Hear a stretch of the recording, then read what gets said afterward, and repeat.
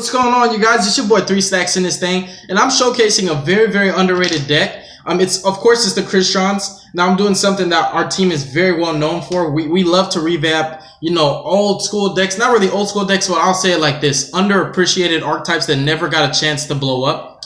For example, you know, we showcase Evols. Like, we've done a lot of work with Evolsaurs in 2016.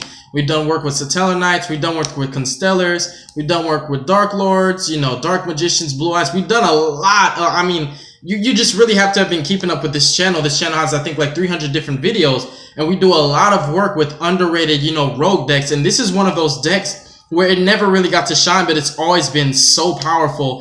Its potential, I cannot crack the genome code for this deck. I haven't figured out all the combos. There's just too many combos. When you're in the middle of doing one combo, you actually figure out that there's so much more that you could do, and it's like, dude, like, this deck gives me a headache sometimes. Like, it's just that freaking broken, dude. Like, it really is. It's so fun. It's beautifully made. It's perfect for the Link format, and it's just so fast paced and so consistent. I really love it. I actually have 2 different variants for the Crystrons. Now, you guys saw my pure variant about 5 months ago, and it's been a long time. It's been 5 months since I didn't even work with Crystrons.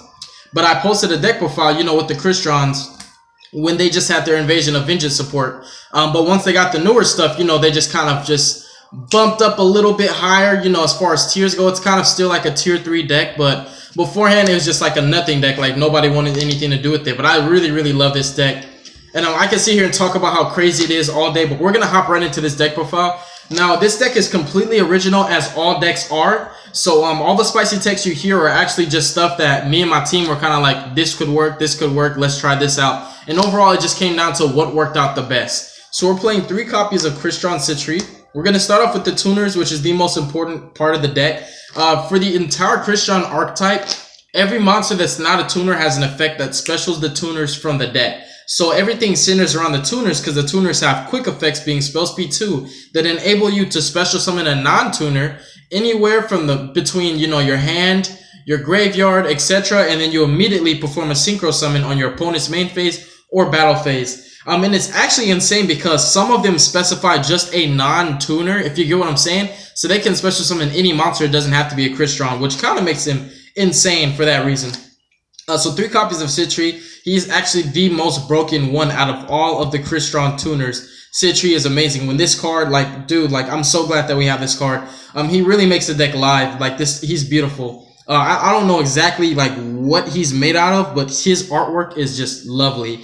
Another cool thing that I would like to try, I want to build a Crystron, Metalfoe, Zodiac, True Draco deck, all of those archetypes in one deck. The only reason why it's just going to be a fan favorite thing, like a theme, because I noticed that, you know, on the artwork of Dragonic Diagram, all 3 of those archetypes are in it. So I'm like, you know, I looked up the lore, come to find out there's a complete story behind them, just like the Hidden Arsenal lore. And I'm like, dude, I want to make a deck with all of them. So I'm crazy, man. I'm going to figure out a way to do it, but like, I know I can do it, man.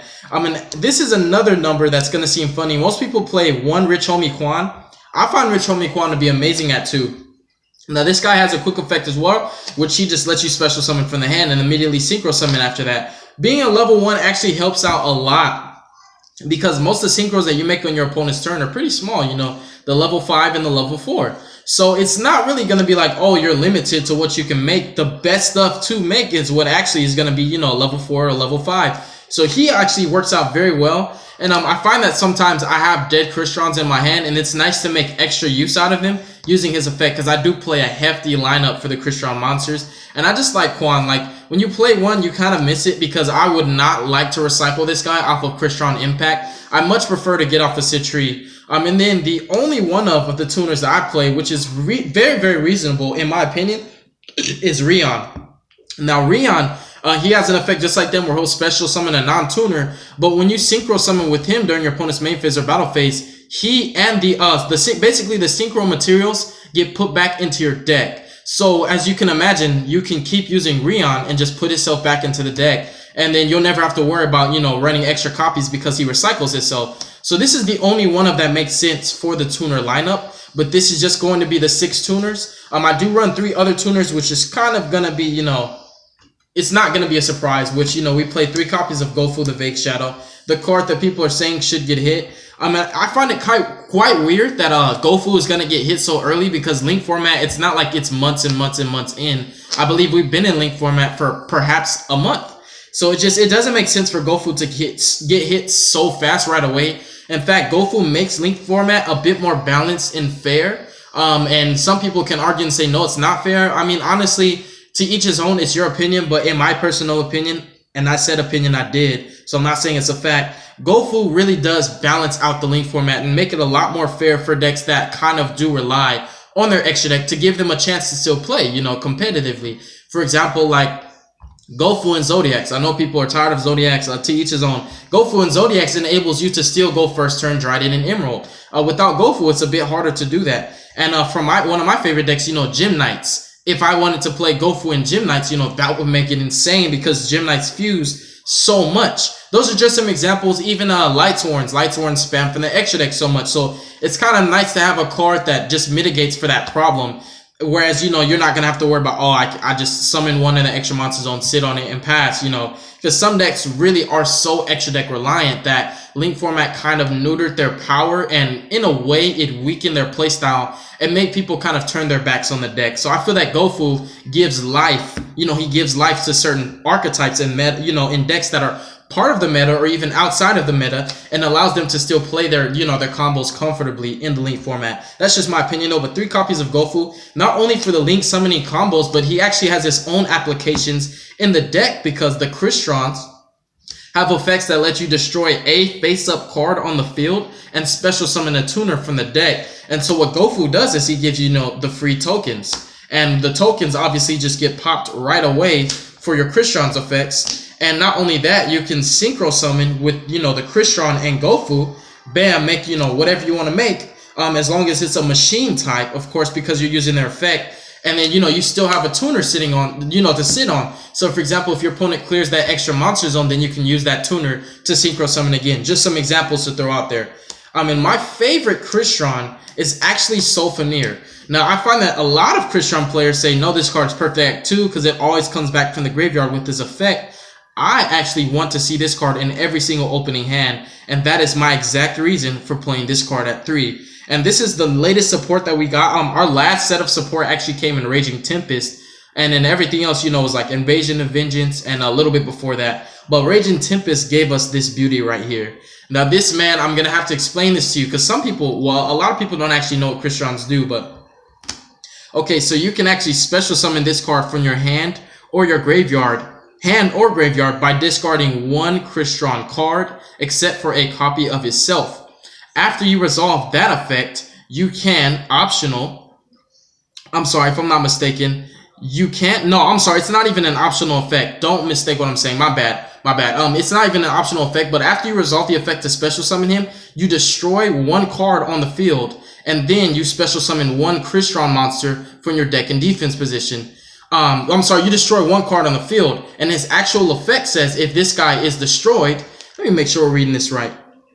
Because I know how to use him, but funny thing, like once you memorize a card by heart, you kind of just tend to not read them anymore. So when it comes out to deck profiles, it's like I know what he does, but like when you're trying to read it, I hope you guys get what I'm saying. But anyway, so you basically discard a Crystron card, and then you special summon him from hand or graveyard, and then you destroy 1 card you control. And if this card on the field is destroyed by battle or card effect, you can special summon 1 Crystron monster from your deck in defense. So what this guy does is basically kickstart your engine right away without even the requirements of a normal summon. So he enables you to get multiple Crystron monsters, for example, Thisfern and Smiger on the field, which is pretty impressive.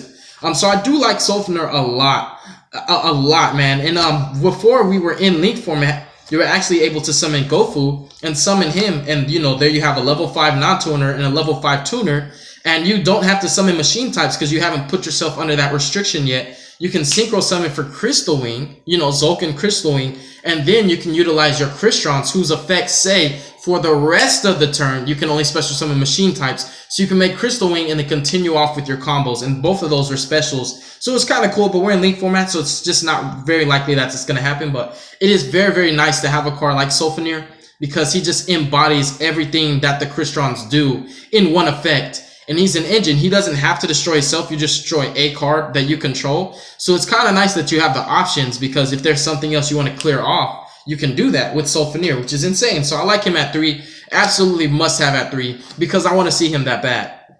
Now moving forward with the monsters, I'm playing 3 copies of Crystron Thysburn. Now Thysburn, every Crystron that's not Sulfnir and the tuners have the same effect on field. And their effect specifies you can target a face-up card you control, destroy that card. After you do that for the rest of the turn, you can only special summon machine type monsters from your extra deck. That's all you can summon. So be careful with that, but it is for the rest of the turn. So if you're running non-machine types, you can bring those out first and then perform your plays with them. But because we're in link format, you know, it's going to be a little bit more difficult if you're trying to do some crazy stuff. But anyways, so you're basically going to target a face-up card on the field that you control, not on the field, I'm sorry. And then you destroy that, you'll special summon your Crystron tuner from your deck. And they have a secondary effect. When they're in graveyard, you can banish them to do A, B, C, or D. Now his effect says you can banish him from the graveyard and add a Crystron monster from your deck to your hand. You can only use one of their effects per turn. So keep that in mind. So you kind of just have to pick and choose which one suits you properly for that turn or the current state you're in. But it is very, very nice to have the instant access to the tuners because sometimes you could just pop their selves, summon the tuner, and then you can use Citri, for example, revive him back from the graveyard on your opponent's turn. Bam, instant synchro summon right there, which is really, really cool. So I do like how they work and just the consistency of having so much ways to implicate summoning these guys, just bring these guys out from the deck, having so much instant access to your plays because the tuners are all 1-card synchros. So having extreme access to them just makes the deck a lot more playable, and it's so easy to synchro summon. Like you're never not gonna synchro basically because you have every one of these tuners. Even though you play 6 of them, you can access any one of them via Sulfnir or any other Crystron monster, which I just think makes the deck extremely consistent on that end. You do make some subpar plays sometimes because this deck is limited to what it can make via, only machine type monsters. So it can't make Black Rose, it can't make generic good synchros like Trishula or anything like that. But they've got some pretty good stuff. And then 3 copies of Smyger. Now that I've explained their first and secondary effect, from here on, I'm going to explain the second effect because the first effect is the same for all of them. Target a face-up card you control, destroy it, special from deck. The second effect where you banish is different for all of them. So Thysburn, you banish him from the grave, search a monster. Smyger, you can banish him from the grave and add a Crystron spell or trap from your deck to your hand, which is pretty awesome because Crystron Impact is an insane trap in tandem with Crystron a Matrix, their level 5 synchro, and we'll get into that in the extra deck.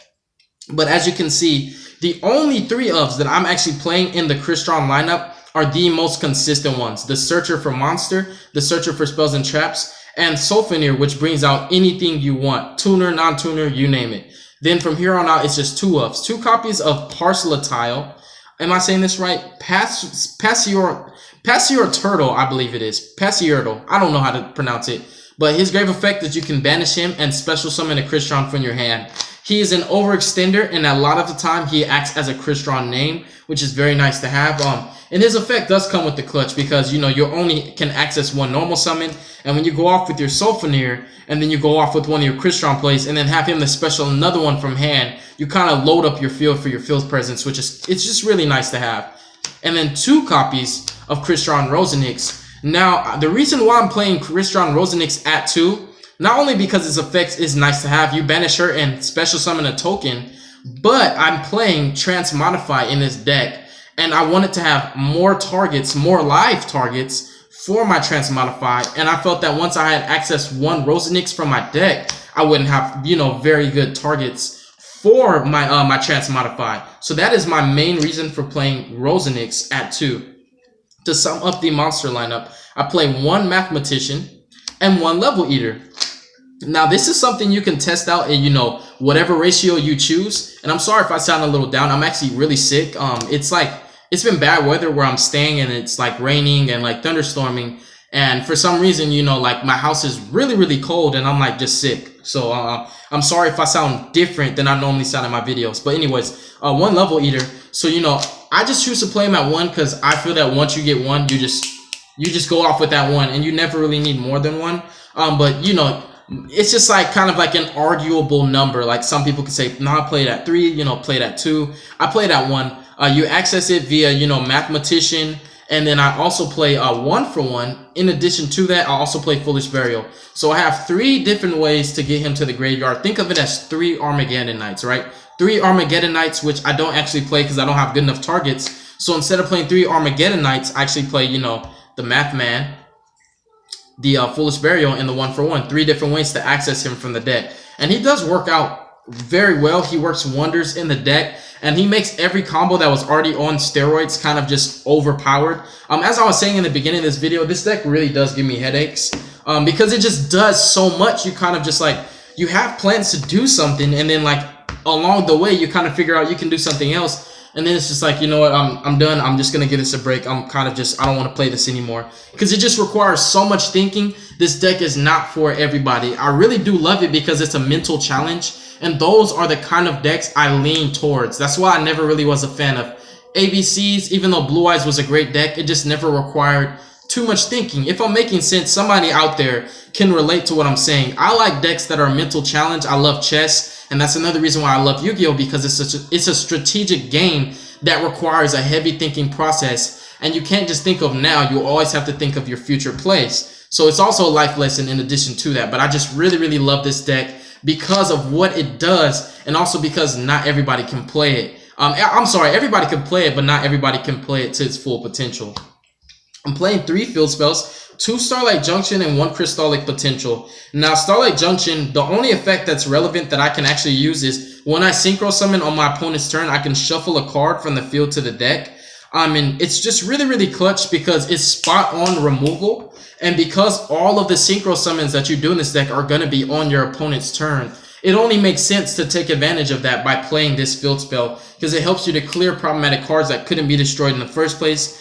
And it just kind of just makes things a lot more easy, you know, for you to perform your plays and get stuff out of your way in addition to that. And the Crystallic Potential allows you to draw 1 card during the end phase for each Crystron monster that you special summoned, that you Synchro summoned.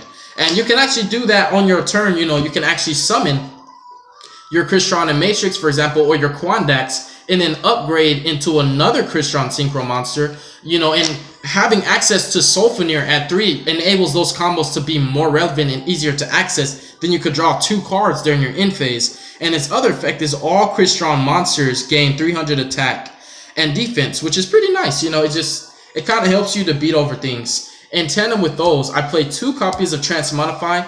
This is a very great combo extender because when you open with Sulfnir, right? And let's say, for example, you open Sulfnir, you want to search. You special summon Thisfern, you Transmodify your Thisfern, then you special summon Rosenix. You can then banish Thisfern from the graveyard and search another Crystron monster. And then you can use Rosenix effect, you know, pop whatever you have, or you have a normal summon. So when you banish your Thisfern to search, you can search for any Crystron that would be relevant for the situation. Then you can pop normal summon that Crystron. Let's say, for example, you search Smyger, right? Then you can go Rosenix effect, pop Smyger, special summon a tuner from deck. You can Synchro summon right then and there if you want to. Then you can banish Smyger and search again, which is just kind of cool. You know, it just enables you to perform even more combos as if the deck needed more combos. The deck is just really insane. Like, I can't even over exaggerate how freaking broken this deck is. It's just that good. Like, I really love this deck so much. Like, if there's any Crystron fans out there, you'll understand exactly how I feel. Different Dimension Deep Sea Trench is insane with this deck. So basically, you can banish any Crystron from your hand, your field, or your grave, right? Then you'll normal summon a Crystron, destroy this, special a tuner, and then when this gets destroyed, you special summon the target that it banished. So it just basically becomes, you know, normal, special. Now you have 3 Crystrons on field. And this is what actually enables you to Synchro summon during your turn, you know, on your first turn, if you want to get the maximum value out of potential. And then, you know, you'll get to draw multiple cards during the end phase. And sometimes, you know, it's just nice to first turn these guys if you just want to, because they have incredible floating effects. We'll get to that as well. That's another thing that makes this deck really powerful in Link format. We'll get to the floating effects. 2 copies of Terraforming. Pretty much all the spells that we're showing here are just like engine spells. I wouldn't say that they like give you hand advantage, but they do give you good field presence. And they kind of just act as engines to enable your combos a bit further than they naturally could go. One Foolish Burial. For the most part, I use it to get Level Eater, but if I happen to get Level Eater out of my deck first, then I use this on any Crystron monster and banish it right away to utilize its effect. Foolish is pretty much a staple. And 1-for-1, you can summon Rich Homie Quan, or you can summon Level Eater. So you have 3 targets for the 1-for-1. And then the only traps I play are actually the Crystron traps. Now notice that on Impact it has the True King Barastos the Fathomer on its artwork. Now I thought that the True Dracos were the only enemies that the True Kings have. Funny thing, the True Kings are the bad guys. And all of the True Kings enemies are the Crystrons, the Metalfoes, the Zodiacs, and the True Dracos. All 4 of those archetypes work together to combat and fight the True Kings. That says a lot about the True Kings, you guys. What that says is that they're that powerful that the True Dracos can't actually combat them by themselves. And with the help of the Crystrons, the Metalfoes, and the Zodiacs, they actually converted their energy to basically evolve Masterpiece into his full powered form, which he then became Masterpiece, the true Draco slaying king. So it actually, you know, it kind of says a lot about the True Kings, because I do love them a lot, that they're that powerful that, you know, they can't handle the True, none of these archetypes can handle the True Kings by themselves. They all need assistance from each other. So Crystrons, Zodiacs, Metalfoes, and True Dracos are all good guys for this particular lore, and, you know, the Yu-Gi-Oh show that relates to this. But anyways, that's just for you lore fans if you guys like the stories behind the decks like I do. And I play 2 Crystron entry. Now, some people may say 3 stacks, that's too much. I absolutely love Crystron entry's effect. Its activation effect and its graveyard effect. It's just insane. Impact is so incredible in tandem with Crystron and Matrix because he makes your opponent's all monsters change to defense. And then Impact makes your opponent's monsters defense become 0. So as you can imagine, you basically could just beat over anything. Crystron entry special summons 2 tuners, 1 from hand and 1 from graveyard. So you basically get instant double Crystron tuner on the field. For example, if your opponent Ghost Ogres one of them, which, you know, just for example, if you activate Citri, your opponent Ghost Ogres, bam, you know, you still have another Crystron to synchro summon so that your field presence isn't completely broken. And that is just for example. It also has another effect that basically protects any Crystron from being targeted by a card effect, which is pretty nice. And then Impact's graveyard effect is you can banish it, and then I believe it's special summons? Yeah, I'm sorry. No. Impact is the one that protects your Crystrons from being targeted. My bad. I mixed them up sometime. And then Entry's graveyard effect, where you banish it, is that you can target a Crystron monster you control, send a Crystron monster from your deck to the graveyard, whose level is different from that. The monster that you targeted gets that monster's level. For example, if you target a Rich Homie Quan, you know he's a level 1, right? Wherever he's at, you know, we know that Crystron Quan, he's a level 1. You can send a Smyger, for example, to the graveyard, and you can also trigger Smyger's effect to banish it in search, at the same time making Quan a level 3 so you can synchro summon for a higher level, and you still get to search off of any Crystron monster that you send. So this acts as a combo extender with this graveyard effect, which I really love a lot. That's why I play that too. These are the only traps I play.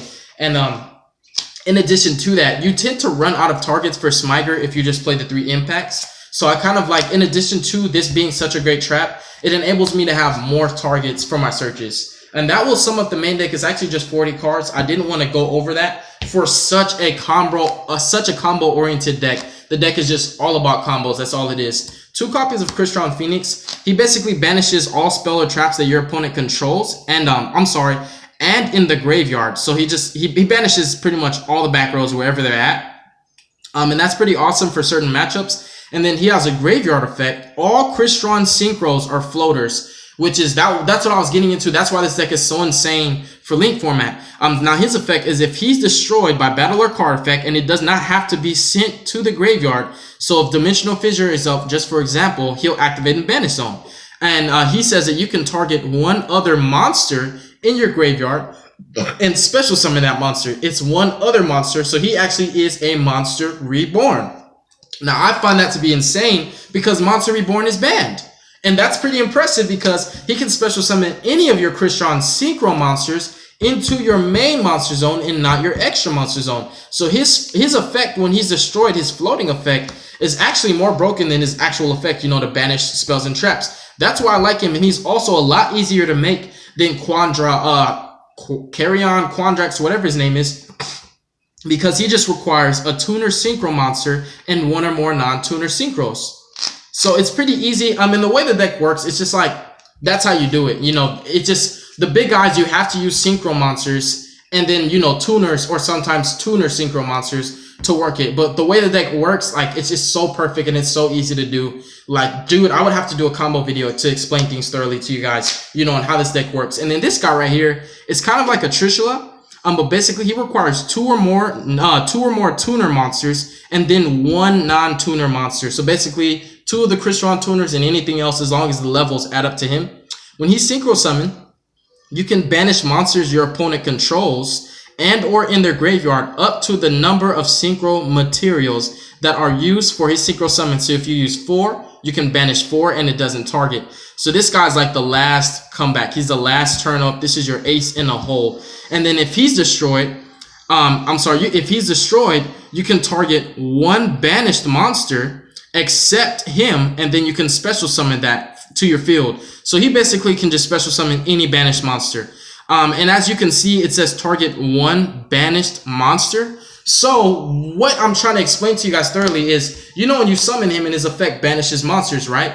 Whatever monsters that you banish, if you find a way to kill him, however you do it, you can special summon your opponent's banished monster to your side of the field. So this guy, he's like a thief. Like, basically, to thoroughly explain him, he's like a thief. And that's just something I find really, really cool. You know, the implication this guy adds to the deck, and just having access to something so broken. I mean, that's the best way to use him. You know, you want to banish your opponent's monster and then bring back his best monster that he had. Because he says target 1 banished monster. It doesn't say target 1 of your banished monsters. It just says target 1 banished monster. Banished monsters could be mine or yours. And it's really, really broken. I like them. These are the boss monsters. Then we have 3 Matrix. When he's synchro summoned, you basically could change all special summon monsters that your opponent controls to defense. And then if he's destroyed by battle or card effect, you can target 1 Crystron monster in your graveyard, special summon it. So he basically is like a monster reborn for Crystrons, and it doesn't have to have a level, so you can special summon these guys. It doesn't really matter, but it goes to the main zone. That's the most important thing, and he's the guy you make a lot. He's the guy you make very, very often, because he's like the easiest to make. You know, Citry, level 3, bam, right there.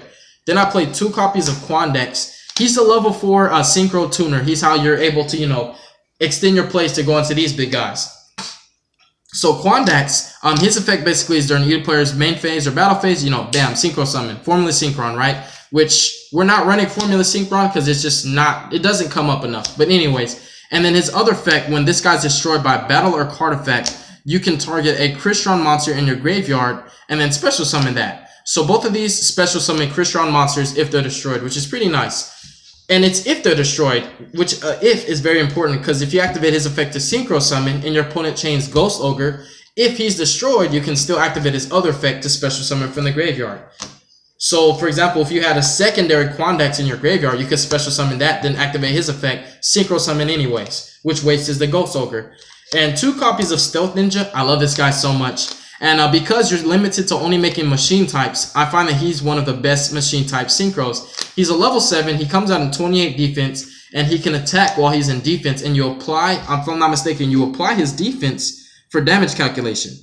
So it's pretty cool. And then if you have no spell or trap cards in your graveyard, which naturally you can do like earlier on in the game, but it's not very likely to have. It's not very likely to happen. But I'm gonna explain this to you guys because it's just nice to know. If you have no spells or traps in the graveyard, he can actually have his attack, and then he can attack your opponent directly, which is, you know, something cool, but it's never came up for me. 1 powered in Zektron, 1 Excel Synchron. This guy enables you to go into the bigger guys because he's a machine and he's a tuner and he's a synchro. You make him on your opponent's turn, then use him, make something else on your opponent's turn.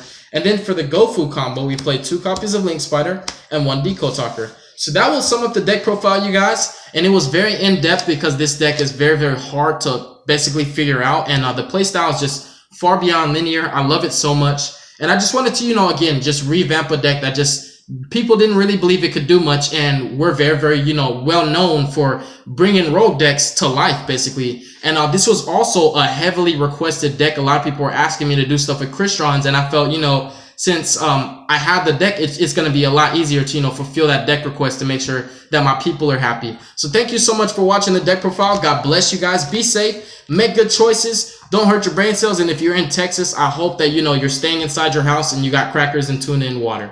Mwah. I love y'all. Peace.